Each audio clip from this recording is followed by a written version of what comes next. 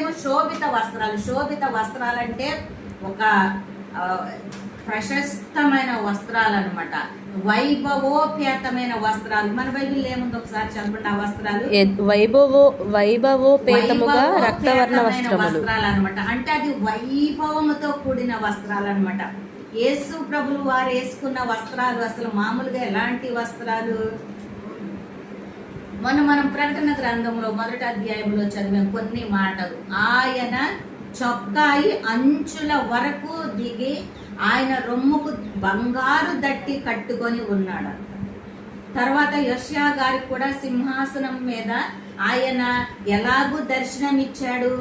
ఆయన చొక్కాయి అంచులు భూమికి తాగుతున్నంతగా ఆయన వస్త్రాలు తలతల మెరయుచున్నటువంటి మరి చక్కటి వైభవోపేతమైనటువంటి వస్త్రాలు ధరించుకొని వస్తున్నటువంటి ఇతను ఎవరు అని 2 క్వశ్చన్లు వేశారు అనమాట. ఇక్కడ 2 క్వశ్చన్లు వేస్తున్నప్పుడు ఆయన ఏం చెప్తున్నాడు ఒకసారి ఈ క్వశ్చన్కి జవాబు ఏమొచ్చిందో చదవండి.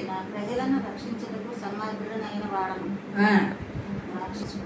ఈ రక్తవర్ణ వస్త్రాలు ప్లస్ వైభవోపేతమైన వస్త్రాలు ధరించి వస్తున్నారు కదా, వాళ్ళు ఎవరు? అతను ఎవరు అంటే అప్పుడు ఈయన ఏమంటున్నాడో తెలుసా?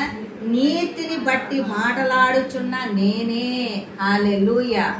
నేనే అనే మాట ఎవరు మాట్లాడారు? యేసుక్రీస్తు ప్రభులు మాట్లాడారు. మరలా ఈ యొక్క యెహోవా దేవుడు, నేనే మీ దేవుడని, నేను తప్ప వేరొక దేవుడు లేడని నేను యెషయా గ్రంథము చదివి యెషయా గ్రంథంలో నేనే అనే మాట ఎన్నిసార్లు ఉందని చెప్పని రాశారు. 67 సార్లు ఉంది ఆ మాట, నేనే అనే మాట. ఒక్క యెషయా గ్రంథములోనే 67 సార్లు ఆ మాట ఉంటే బైబుల్ అంతా కూడా ఎన్నిసార్లు ఉండొచ్చు? ఆ యొక్క భూతం వస్తుందని చెప్పని ఆ యొక్క శిష్యులు భయపడినప్పుడు ఆ సముద్రం మీద నుండి నడిచొస్తున్నది ఎవరని చెప్పాడు? నేనే అని మాట్లాడాడు దేవుడు కదా.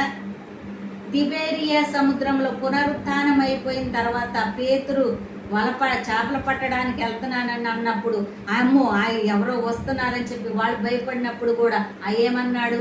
నేనే, భయపడను.